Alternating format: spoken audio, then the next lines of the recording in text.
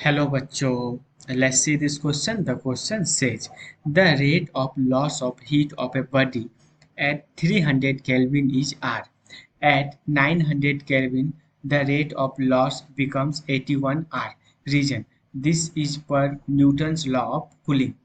Question कह रहा है कि अगर कोई बॉडी है उसका rate of loss of heat जो है 300 केल्विन टेम्परेचर पे आ रहे हैं तो 900 केल्विन टेम्परेचर पे 81 R rate of loss of heat होगा। और रीजन कह रहा है ये जो हम लोग रिलेशन निकाल रहे हैं मतलब 300 केल्विन पे आर और 900 केल्विन पे 81 आर ये न्यूटन्स लॉ ऑफ कूलिंग से निकाल रहे हैं। तो पहले तो इस क्वेश्चन का की कॉन्सेप्ट समझते हैं। इस क्वेश्चन का जो है की कॉन्सेप्ट वो एक फॉर्मूला है और उस फॉर्मूला के अंदर rate of loss of heat और टेम्परेचर के बीच रिलेशन है और वो रिलेशन क्या है, वो रिलेशन है rate of loss of heat rate of loss of heat is equal to sigma A T के पावर 4 और rate of loss of heat is equal to sigma A T की पावर 4। तो ये formula है इस question का क्या है की कॉन्सेप्ट है। अब इस फॉर्मूला से हम लोग ये लिख सकते हैं क्या कि रेट जो है मतलब rate of loss of heat को डायरेक्टली रेट लिखते हैं वो डायरेक्टली प्रोपोर्शनल है किसके टेम्परेचर के पावर 4 का, क्योंकि पूरे क्वेश्चन में एरिया तो चेंज हो नहीं रहा और सिग्मा तो कांस्टेंट है तो ये चेंज होगा नहीं, सिर्फ टेम्परेचर चेंज हो रहा है तो इसलिए हम लोग टेम्परेचर को सिर्फ कंसिडर कर रहे हैं।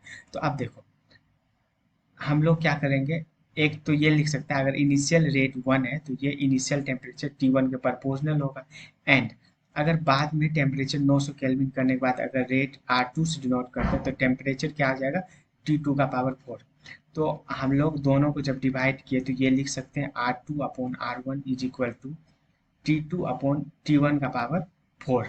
ठीक है, तो इस R1 को इस साइड कर दिए, R1 को इस साइड कर दिए और R1 को यहाँ से मिटा दिए।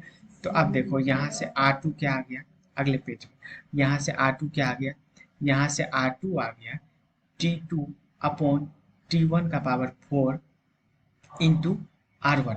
अब देखो फाइनल टेम्परेचर क्या था मतलब बाद में टेम्परेचर कितना था 900 केल्विन, इनिशियल टेम्परेचर कितना था 300 केल्विन इसका पावर 4 और इनिशियल R1 रेट क्या था R था। तो अब यहाँ से देखो ये 300 इस 900 को 3 टाइम्स में काटेगा तो 3 का पावर 4 इंटू आर हो गया और 3 का पावर 4 क्या आता है 81 आर और ये यहाँ पे क्या R2 है R2। मतलब क्या हुआ कि अगर इस रिलेशन से क्या मतलब आया, इस रिलेशन से मतलब आया कि अगर इनिशियल टेम्परेचर 300 केल्विन पे रेट आर था तो 900 केल्विन पे इसका रेट क्या होगा 81 आर हो जाएगा। और ये वाला जिस बेसिस पे हम लोग ये रिलेशन निकाले वो न्यूटन्स लॉ ऑफ कूलिंग नहीं होके वो ये फॉर्मूला था। तो एसर्टेन सही हो गया और रीजन क्या हो गया गलत हो गया। रीजन गलत क्यों हो गया, रीजन कहा है कि ये रिलेशन जहाँ से निकल रहा है वो न्यूटन्स लॉ ऑफ कूलिंग है लेकिन एक्चुअल में वो न्यूटन्स लॉ ऑफ कूलिंग नहीं वो ये फॉर्मूला है।